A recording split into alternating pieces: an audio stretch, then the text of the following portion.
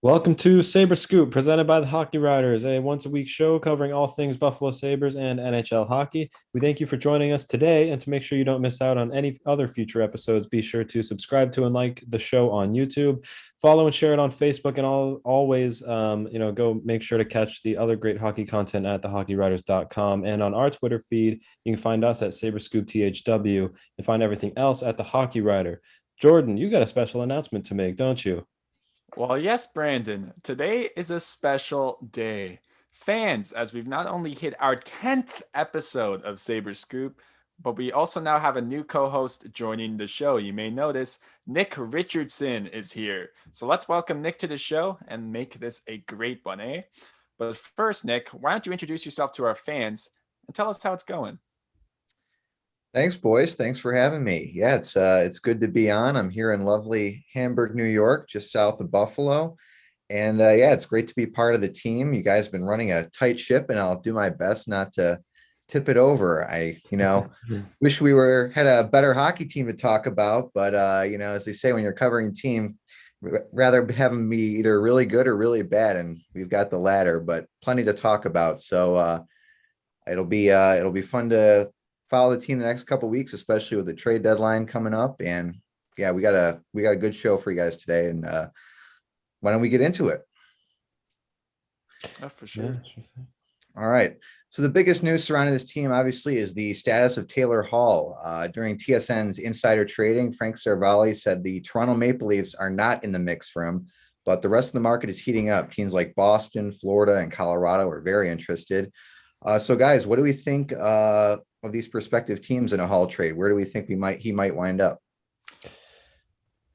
You want to go, Jordan? Yeah, I'll go. I mean, it's Go. very interesting, because I'm kind of the Leafs and Sabres fan here. So, I mean, I'm seeing a lot of Leafs fans they want this player very badly, but honestly, I think a team like the Boston Bruins are the team he's going to end up with just because they have a huge lack of 5-on-5 scoring on that team. Like besides that first line, and Brad Marchand scored a beautiful shorthanded goal tonight, but David Krejci doesn't really have that many great wingers to play with. They're in terms of some metrics like expected goals for, actual goals, high danger chances.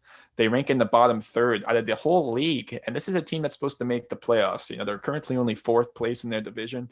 Taylor Hall would really help. They haven't really been able to find that winger for Krejci. They've tried Andre Kashe last year at the trade deadline. They got Rick Nash the year before. They're always trying to find that guy, and I think Taylor Hall is going to be that guy in Boston. What do you think, Brandon? Yeah, I mean, that's certainly an interesting one. And Boston is a team that's kind of middling in the East Division right now. And it's actually interesting. I had them a lot higher at the beginning of the season personally. But where I think Taylor Hall would be a perfect fit is the Colorado Avalanche. And there's a couple of reasons why. One is because with the kind of season that Hall has had and at the age he's at right now, I can't see him being that like piece that takes a team over the top. I see him as being that sort of complementary rental player who you can count on, might have a good playoffs, but you're not counting on him to be like the absolute difference maker for your team. So that's why he'd fit in on a team like the Avs. And reason number two, we've seen Buffalo and Colorado already make a trade earlier this season. It was a small one with Jonas Johansson, but that has worked out quite well for Colorado as he's filled in nicely under Grubauer. And I think Hall would fit pretty well in there. So that's what I think. And Chris Johnston on the Taylor Hall news front said he's willing to consider an extension with the acquiring team. So that wouldn't necessarily be a rental situation. So that's the other part of this. So now with that information in our heads, does that change anything for you? Let's go back to Jordan. Does that change anything for you with Bruins as a destination, maybe?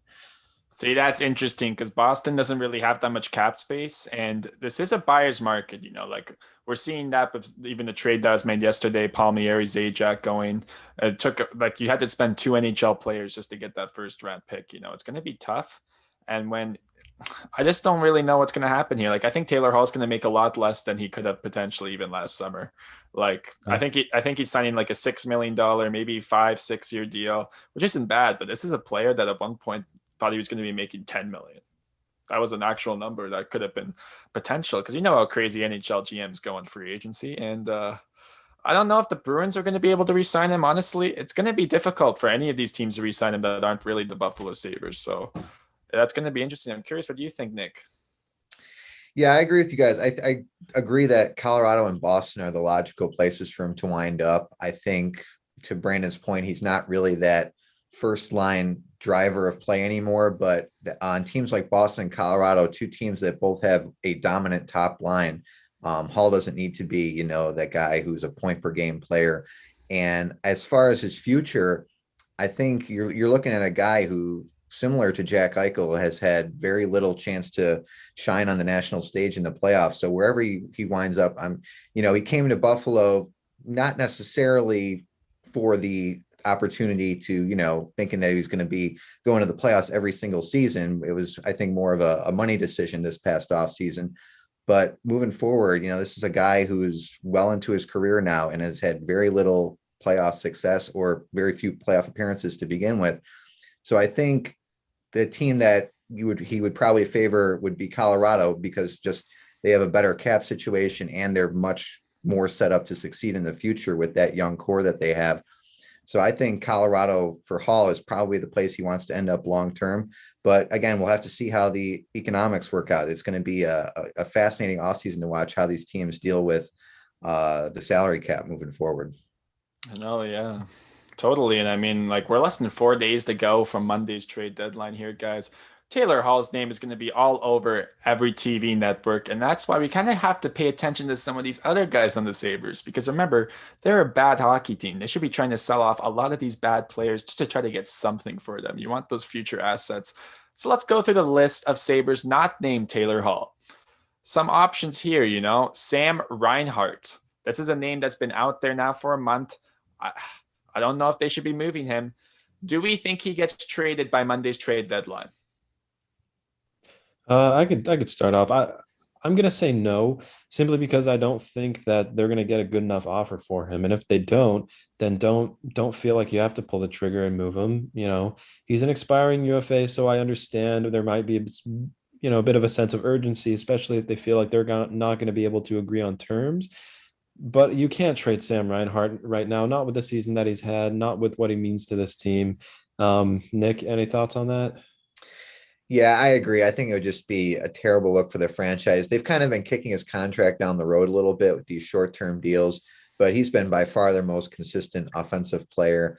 And I think that if you want to have any stability moving forward, he's a guy you have to hold on to. He's a guy that, we're talking about in the past, maybe Taylor Hall fetching a first-round pick. Sam Reinhart might be a guy you might be able to get a first-round pick for, especially if it's to a contending team that thinks they're going to go on a deep run and end up with a lower first round pick that they might be willing to part with. But I just think with the production he's had this year on such a poor team, it doesn't make a whole lot of sense to move him, even if you are able to get a quality asset like a first round pick.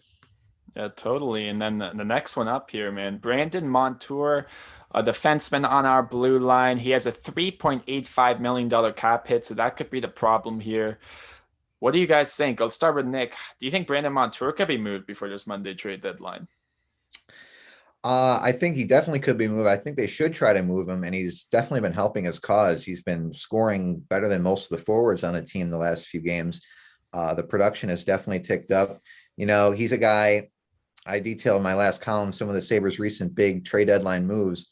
A move that was, kind of in retrospect, a little puzzling to sort out. They gave up a first round pick for him in addition to Brendan Gooley, a former solid prospect. And Montour just hasn't really had the impact they were hoping for. But I think with his recent play, he can definitely fetch a couple assets. And the first team that comes to mind is obviously Florida, looking for help on defense after the season-ending injury to Aaron Ekblad. So I think he's a guy they should definitely try to move, and a guy who could actually get him a decent return.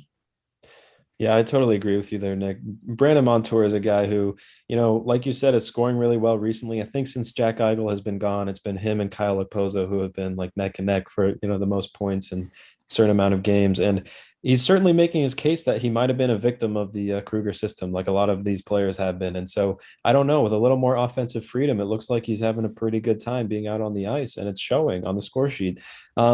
I think you could also get a good return for him. Florida too. That's a team that I've been saying he could go to. I would also think, a team that's pretty thin on the right side, like the Winnipeg Jets, maybe. I'm not sure how they're trying to shore up their defensive core. But then you have teams like the Philadelphia Flyers. I'm not sure if they'd want to pull the trigger on a deal like that, but that's also another team hurting on the back end. So, that's my 2 cents on Montour. I do think they should try to move him. It would bode well for them if they did. Yeah, guys. And this next player here, I think it's sure thing he's going to get moved for at least one asset, and that's Tobias Reeder. I think you're going to see the Sabres trade this guy to a team like Arizona for like a 5th-round pick, in my opinion, because there's really no point. We all remember the comments that happened in Edmonton. Toby Reeder's the reason they didn't make the playoffs because he didn't score 10 goals or whatever. So maybe he can help the Arizona Coyotes do that. But I'm curious. We all agree he's probably getting moved, right? I think so. You haven't heard his name a lot, but he's a perfect candidate. I mean, he got his start in Arizona, didn't he? So that might actually come Oh full circle yeah, for him. I believe he totally. did. And I mean, he's been pretty decent if you look at it. I think he has about 5, maybe 6 goals this year in the role that he's been in on this team. He's looked pretty serviceable as a forward at some points. I think a 4th, 5th-round pick would be pretty realistic. Nick, what do you think kind of return we can see on a guy like that if he does get moved? Yeah, I think they'd be thrilled to get a 4th or a 5th rounder for him. He's the production's been there. If you look into the analytics a little bit, they haven't been so good, but I think that's been a product of him being on a line with Cody Eakin and Kyle Poso for a good part of the year. Yeah. Much has been made of that line, probably the worst line in hockey this year. They've kind of broken that line up since. But he's a guy he's a great skater. He's made some great rushes this year, which we haven't seen much of from the Sabres. And yeah, I mean, at this point, a bottom 6 forward like him, any asset you can get in return is a good asset. So I think that's definitely something they should look into. Yeah, totally. Let's keep the fire sale going. This player has almost the exact same cap hit as Brandon Montour, and that's Colin Miller. He's got a $3.8 million cap hit. That's going to be a little bit tough to move, especially a guy that can't even seem to get into every game this season. I mean, he had some potential. I remember when he was with Vegas, although it was a little shaky at the end, he did showcase that he could play in a top 4 role and as a power play quarterback. I wonder if he could rebound on another team. Sorry. Nick, let's start with you. Do you think Colin Miller could even be moved before this Monday trade deadline? Yeah, he's an interesting one. If I had to guess, I don't think he'll be moved. I just think at some point you need to have a few legitimate defensemen on your blue line. He hasn't been great this season. He's kind of been shifted through the pairs. He's had a couple of healthy scratches. And yeah, just hasn't really been the same player he was in Vegas. But again, I think that's a product of just not having great partners on the blue line with him. But yeah, I would be surprised if he got moved. But again, another guy, if you can get a decent asset for him, maybe a 5th or 6th round pick, I think that'd be a good return. Yeah, that's probably what I would say. Somewhere in that ballpark too is what he could fetch back for you. I mean, that's another guy who the Sabres got from out west and said this is the type of defenseman that we want, and it just hasn't worked. Under Kruger, he was scratched a couple of times and usually buried on the bottom pairing. And under Granado, he hasn't fared. I mean, he's been quiet, which I guess is okay to ask from a Sabres defenseman at this point. Um, but yeah, if I had to place my bets, I'd say just because of the other names that we're talking about, he probably doesn't get moved. You need some veterans in that room as well. So I agree with you there. Now, this next name, guys, we've harped on a lot, and that's Rasmus Ristelainen. I wrote an article about this. I think Florida could be a fit. Now, they have a player by the name of Mackenzie Weegar, who I'm very high on. He's basically been he's on like a 70-point pace since Aaron Ekblad's been gone, so they probably don't need this guy. But I mean, if you could somehow convince Bill Zito and the Panthers to acquire this player, and maybe you take an Anton Strawman back to be able to recoup future assets, you do it, because I think there could be a fit there. And I think Ristolainen needs a fresh start. Let's start with you, Nick. What do you think should happen? Do you think he could be moved before Monday's trade deadline? Yeah, I don't think he will be moved. I would definitely try to move him. I mean, Ristolainen's been the most polarizing player on the Sabres for years now. And the interesting thing is the people who don't like him are usually the analytics people who, point to the underlying numbers. And I think a lot of that's been a product of being on a struggling team. But I think if they were willing to shop him, there are certainly NHL people out there in front offices who still, I think highly of him. They see the big frame, they see the production he's put up on bad teams. I'm a guy who kind of falls in the middle on Ristolainen. I don't think he's as good as his defenders say he is. I don't think he's as bad as his detractors say he is. Again, I don't think he ends up getting moved, but I think if they can recoup a couple assets, that would be great. Brandon, what do you think? Again, I would be shocked, honestly, if Ristelainen does end up getting traded. Yeah, I think it's been since like 2018 or 2017 since they've been asking Ristelainen about, oh, you're probably, and it was in 2018 when Ristelainen himself said he's probably the first guy to go if they do have a fire sale. And he's like, yeah, I can't think about that, but I'm probably the first guy out the door. Like, okay, well, it hasn't happened yet. So clock's ticking. And you can only wait so long until the market value for a guy like Ristolainen goes so far down that you're not going to get any type of tangible return. I think if you trade him right now, despite the season that they have had, just because of the hardships he's endured and how well he's played in spite of that, you could probably get a pretty good return for a player like Ristolainen, especially if you're trading him to a team. I'm going to say the same ones again, a broken record here: Florida, Winnipeg, Philadelphia, teams that are in desperate need of right defensive depth. Sorry. Ristolainen could fill in real nicely for teams like that. I don't think he's going to get traded either, just because it seems like he never goes away, which is okay in some cases, but I don't think he gets moved. Jordan, personally, do you think he's going to get moved? Do I think he's gonna get moved? Probably not. Like I said, this is a buyer's market. There's nobody that really has that type of cap space without moving serious money out. And unless you can get an Anton Stallman back from Florida, maybe a Matthew Perreault out of Winnipeg to really even up the salary and even make that enticing to some of these teams, it's probably not gonna happen. That's just my take. And that's going to lead us to our last player that could be traded. I wouldn't be surprised if another player randomly gets traded off this team. Maybe the Sabres get rid of Jeff Skinner somehow. Yeah. That's a nice challenge for them. But We'll see. Linus Allmark, it was rumored that the Leafs were calling. Apparently, Elliot Friedman went on WGR. A few weeks ago, he said that the Leafs called in to Buffalo to check on this player. If I'm any team really that doesn't have a good goalie, I don't know why you wouldn't be calling Buffalo on Allmark, because this guy is a starting goaltender who works really well, I think, in a tandem. Let's start with Brandon here. Do you think this should even be happening? Linus Allmark, come on. Yeah, I think we briefly mentioned this in a previous episode. It might have been last week.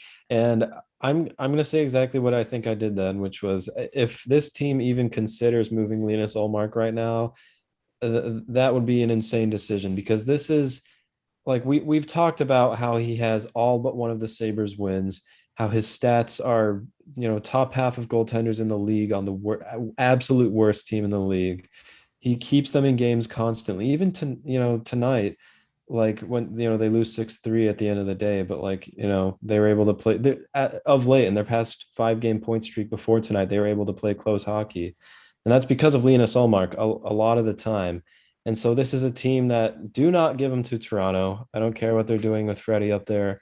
Do not give him to any team in the division, just or anybody you have to play next year at that. I know he's on an expiring contract, but you got to keep this guy around, and that's what I'm going to leave it at.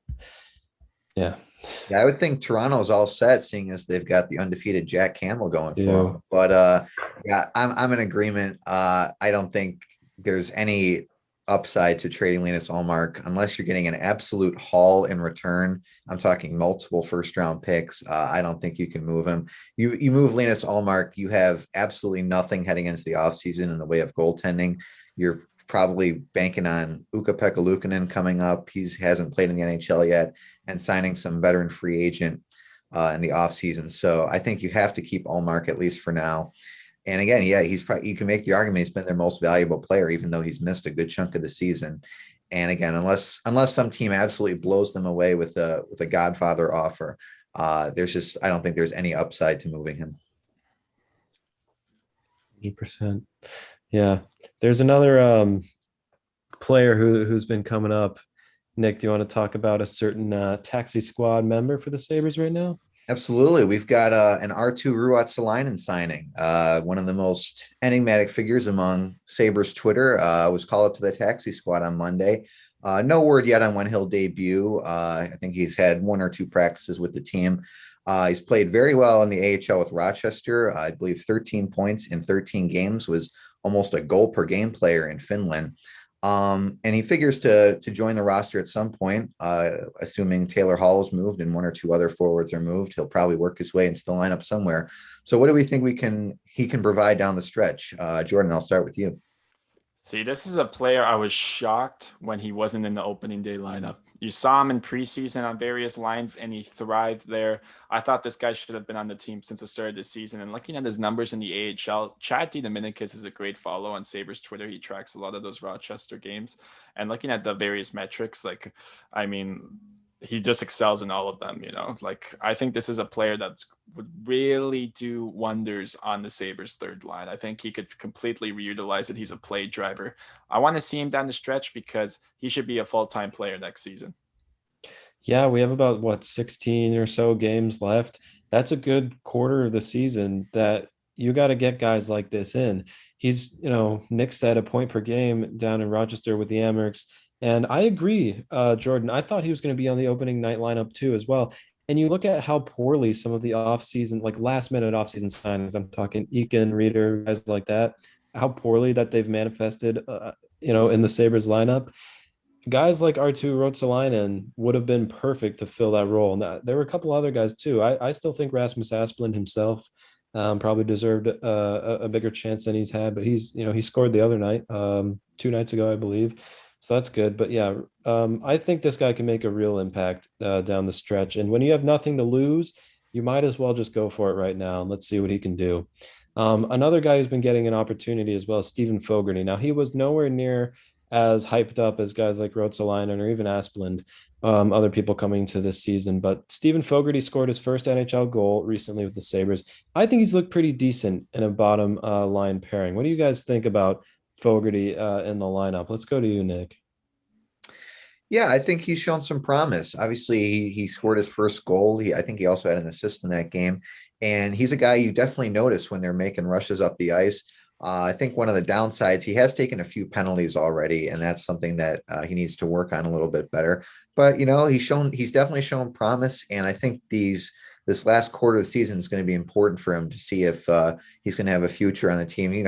He's not going to top out as anything more than a bottom six forward, but that kind of depth is what's held the Sabres back for so many years. So if he can turn into a guy who gives you 20 to 25 points a season, I think that'd be a huge win for them. Yeah, I mean, I'm a Leafs fan, so during their like terrible years back in 2015, they had players like Nikita Soshkanov come up and look pretty decent in limited sample sizes there, and you kind of had some hope for them. I kind of think Stephen Fogarty fits the bill. Like, I don't think he's really going to be a full-time guy at the NHL level, really on a contending team, but getting to see him score his first goal, he really is an energizer, and on that line, I think he is it's cool to watch. It's just, it kind of sparks the team a little bit when you see a guy like that score his first NHL goal. And with that, guys, I think we're ready to reset. So you're watching Sabres Scoop, presented by the Hockey Raiders. Make sure to subscribe to and like the show on YouTube, follow and share on Facebook, and catch the great hockey content at thehockeyraiders.com and on our Twitter feed at Sabres Scoop THW. Nick, I think you got a game to recap. Yeah, the Sabres run of dominance is over. Their 5-game point streak came to an end tonight with a 6-3 loss to the Devils. Sloppy game all around, a lot of penalties, a lot of shoddy play in the defensive end. It was 3-3 in the third period, but Devils get 3 goals in the final frame. So we can run through this real quick. Any quick observations from this game, guys? Yeah. Was it you, Nick, who I saw when I hopped on Twitter for a brief moment, who asked if Tage Thompson can play against his brother every single night? Oh, that was me. That was you, Jordan. That was you. I knew it was one of my co-hosts. It was you. That made me laugh because I was like, Tage looked like a completely different guy. I almost tweeted something about him too. Like, wow, kid, like, is he turning around? Because I was hating on this guy pretty hard earlier in the season, and he's played pretty well of late, especially against his brother these past 2 games. So that was my one observation. He scores tonight, obviously. And I thought the Sabres really, really were going to pull this one out. When they tied it up, they looked to have all the momentum. Kind of just fell flat dead after that. Lost 6-3. So not much else that I observed from the game, but it was nice to see Skinner score as well. Oh yeah, totally. And I mean, it was pretty fun watching the Jack Hughes show in New Jersey. He completely deked the heck out of Rasmus Dahlin. Hopefully he can work those warts out of his game because he got completely caught flat-footed there. And like we said, it's really nice even just getting those moments like with Tage and Tice taking the picture together. They both had strong expected goals numbers in the 70th percentile in that first game. Tage has a goal and an assist in that 2-game series. It's just really awesome to see, And there's not much more to say. The Sabres lose, but it's like becoming a little bit more fun to watch, I would say. Would you guys For agree? sure. I would agree. Yeah, you definitely rather watch a 6-3 loss than the 3-0 losses they were racking up early in the season. Yeah, man, we love goals. And speaking of goals, the New York Islanders just acquired a big goal scorer. So with that, let's head into our general NHL news. There was a trade, guys, and not just a little trade, not just your seventh round pick for future conditions. This is a real move. One of the biggest players is off the board as New Jersey trades Kyle Palmieri and surprisingly Travis Zajac to the New York Islanders for a 2021 first round pick, a conditional pick in 2022, and forward prospects AJ Greer and Mason Jobs. So let's get Nick's opinion on this. What are your initial thoughts here on this trade? Yeah, for such a big trade, I don't think this surprised too many people. The Islanders were definitely in the market for a forward after losing Anders Lee, and Palmieri, has struggled a bit as many Devils have this season. But in the past, he's been a sneakily good goal scorer for some mediocre New Jersey teams. As you mentioned, Zajac was kind of the surprising piece thrown in here, so that kind of boosts the Islanders' depth. And the Islanders, have the reputation of a defensive team, and they certainly are that. But they've been also a very good offensive team, as the Sabres will tell you, who have been absolutely dominated by the Islanders this year.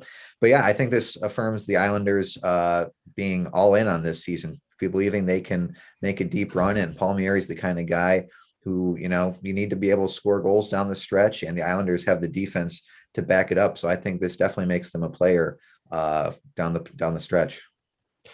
Yeah, definitely. They certainly bulked up their roster with this. And I think that Kyle Palmieri and Zajac are actually two players who would probably fit pretty well into the Islanders system. When Taylor Hall was rumored to go there, a lot of people were apprehensive to even say his name in relation to the Islanders because they're like, not so sure if he fits into the system that they have up there, a defensive tight system. But look at Zajac, someone who's played in the famous Jersey Trap, someone like Kyle Palmieri, who played out west for the Ducks when the Western Conference was a nice shutdown conference.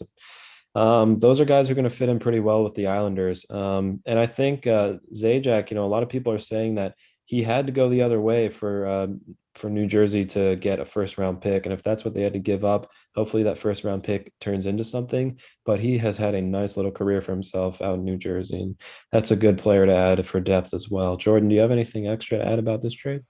Well, guys, like I said before, and I'm just going to keep saying it. This is a buyer's market, guys. Like, look at these teams selling. The fact that you can't even get a first round pick alone for Kyle Palmieri says it all because look, like Blake Coleman and who was a Barclay Goodrow got first round picks last year for Tampa Bay, So the fact that you had to include Zajac in there, you waived this no move clause to go to the island, it's a tough year this year. I'll just gotta say.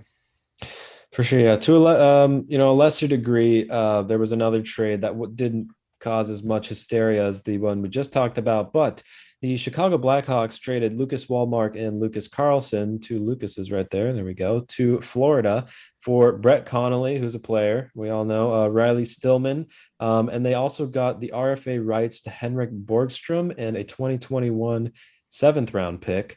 So lots of pieces in this one. Jordan, do you want to break it down for us? Tell us anything you might know about these players because some of the names I'm not so sure about.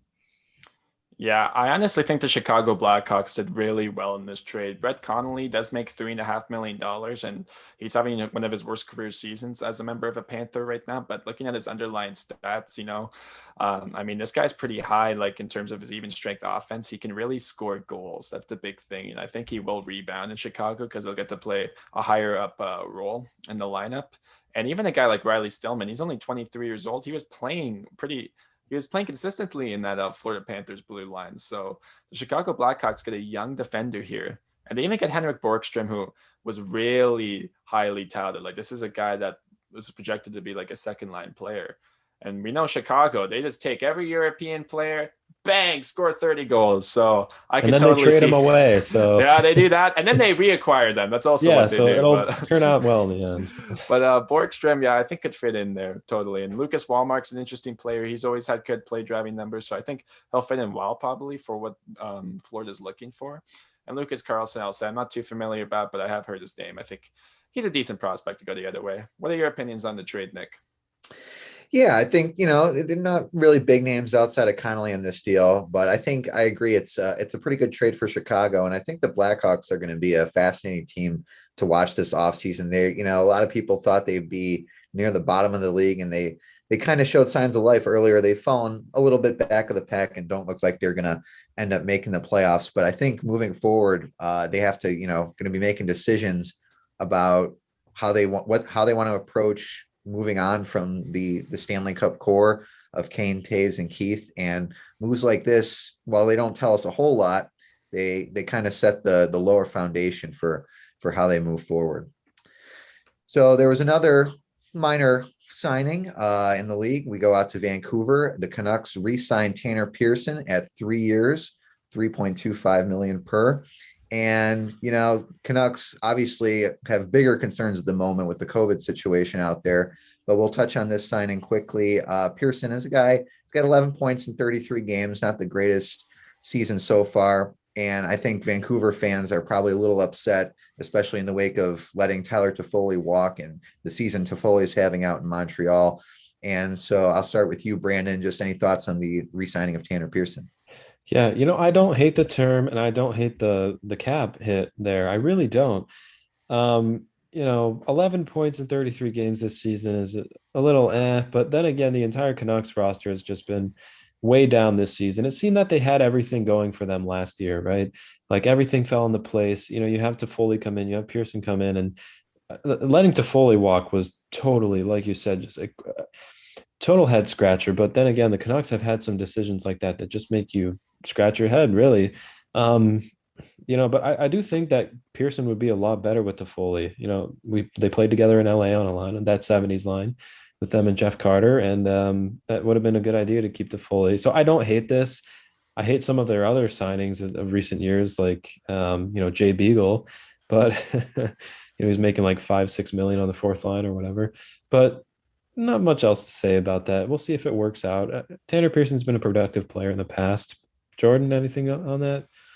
I'll try to make this quick because we don't have too much time left in the show, but the Vancouver Canucks have a problem. They need to take Jim Benning's phone away. They can't let him do these signings anymore, guys. This is ridiculous. They have a prospect, Vasily Podkolzin, who needs to work his way in the lineup. So when he gets top six ice time, because they're going to be relying on these guys with ELCs, even though, by the way, Pedersen and Hughes are up after this year. They need to sign those guys still. Yeah, that's going to cause some issues. Tanner Pearson, man, the play driving numbers and all the analytics suggest that he's just slightly below replacement level. At least he's kind of definitely taken a dip this season after having a career year last season. You didn't have to sign him 3 years. You didn't have to do this. You should have had to sign a 1 or 2 year deal. I don't think you trade him just because of the COVID situation going on with the Canucks. You have to do right by the player. Like, it's a very scary thing going on there. You definitely, if you want to keep him, sign him to a 1 year deal. You have to start, like, Jim Benning should be doing that. Like, you should be able to show your stance. Like, if you want to play here and show that you can be a guy we can keep, you're going to sign a 1 year deal and you're going to prove yourself. But no, it's Jim Benning we're talking about. So, God, I feel bad for the Canucks fans. And we kind of had that bonds, the Canucks and Sabres. We've relatively been bad. They are a good team though. So, with that in mind, guys, this is the last segment of the show. And we're playing another edition of Where Do These Players End Up? Let's start with David Savard, rumored to be going to the Tampa Bay Lightning somehow. They're somehow making that. I don't know how they're going to make that work, but let's start with Nick. Where do you think David Savard's ending up by the Monday trade deadline? Yeah, David Savard's always been a confusing player to me, mainly because I think he's a fusion of Denny Savard and Mark Savard. So I always, but again, I think he's going to be a guy. Brandon mentioned the teams earlier that are going to be looking for defensemen, whether it's Winnipeg or Florida. I don't think he's going to net any team a big return, but I think any team that needs some help along the blue line is a team we need to be looking at for him. Yeah, David Savard, hasn't he like famously not scored a goal in a crazy length of time? I think it's something like definitely not this season, maybe not even last season. I don't know, but he's a serviceable defenseman and he's been scratched the last few games like Taylor Hall, hasn't he? So you already know the move is all but made at this point. And it's interesting too how Tampa's the front runner on that. They won the cup last year, and no one seems to be talking about them this year because there's other stories like how good the Leafs are, how good the Panthers are. So that other Florida team, Tampa Bay, don't count them out. Like they got the pedigree, adding a guy like Savard could really bolster their defensive game. And, especially if they're able to fit him in nicely. Tampa Bay, if they get him, I think that'll be a really good fit. Other teams, not so sure, but we'll see. Yeah, totally. And the next guy up here, St. Louis Blues are really starting to trend down here, guys. I don't really know if they're going to be a playoff team. So that's put Mike Hoffman on the trade board now. Where do we think he could head up, go? Like there's some people suggesting he should go back to Florida for a reunion. I don't necessarily see it that way. Let's start with you, Brandon. Yeah, I don't know. I mean, the St. Louis Blues, they have been trending downward, especially because teams like San Jose have been surging. Up until yesterday, San Jose was on a 4-game win streak. St. Louis had lost 5 in a row. So you can't afford to lose that much ground in the West. If they're really going to start selling players, and that's something to take note of, because St. Louis is a team I did not think would be in that position this season at the trade deadline. But if that's the reality of their situation right now, Hoffman, who just got there, this season, is certainly a guy you can sell off. And I think he's having a pretty decent year too. I think he might lead the team in goals or be close to it last that I checked. So I'm not sure what he can get. Maybe it's so difficult. I can't even put together trades in my mind right now because I don't know what the market value for anybody is in this weird season. Maybe a second round pick, maybe a player. I'm not sure. Nick, do you have any thoughts on that? Yeah, I think he's a guy who's definitely got the name recognition, and you mentioned he's been playing well. I have a kind of a gut feeling he could wind up in a team like Tampa or Vegas, one of these powerhouse teams that just gets the rich get richer. I don't know how the specifics would work, but that's kind of just the gut feeling that I have. But I think he's definitely a guy who could help a contender, probably slide in somewhere on the second line or be a very good third line player on a quality team like Vegas or Tampa. But yeah, I think just St. Louis probably one of the sneakily disappointing teams of the season. We all kind of had them pegged as a lock playoff team along with Colorado and Vegas in the West, and it just hasn't happened this year.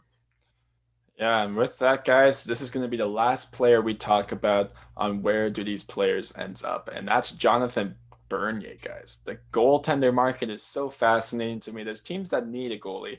Could a reunion to Toronto be possible? I mean, Bernier's definitely proven himself. He's matured a bit. I don't know if he wants to come back after all the scrutiny he faced, but there's a few teams out there. So let's start with you, Nick. What team do you think's acquiring Jonathan Bernier as a goaltender?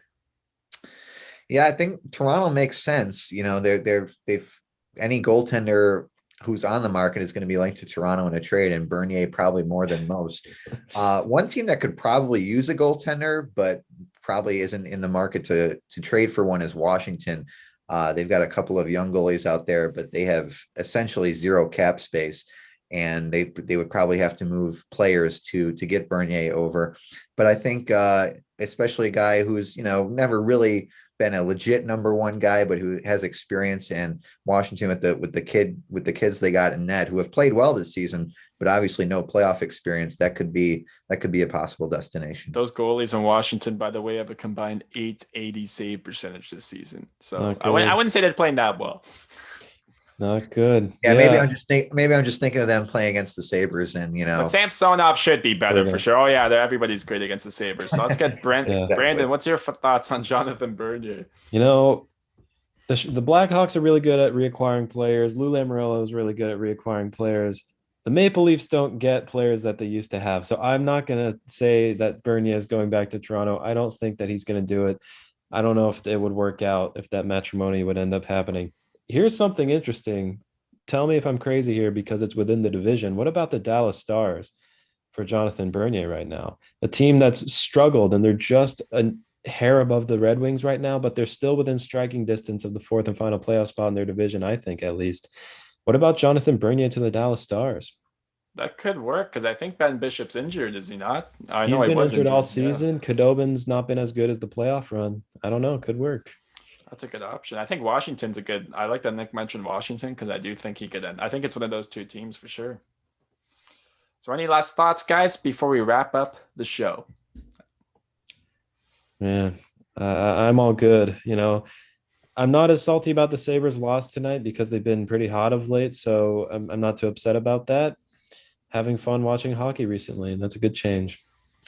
Yeah, the competition's gonna be stepping up. They got a lot of games against Boston and Pittsburgh coming up, so we'll see how they manage that. But yeah, at this point, it's just about figuring out what they have for the future, who's going to be part of the plan. And, regardless, it's going to be fascinating to watch. So I think that'll do it. We thank you for joining us. This has been the Sabres Scoop presented by the Hockey Writers. Make sure to subscribe to the show on YouTube, follow and share the show on Facebook, and follow the show on Twitter at Sabres Scoop THW. Don't miss out on all the great hockey content from thehockeywriters.com. For Jordan and Brandon, this is Nick for the first time, and this has been Sabres Scoop. Until next time, guys.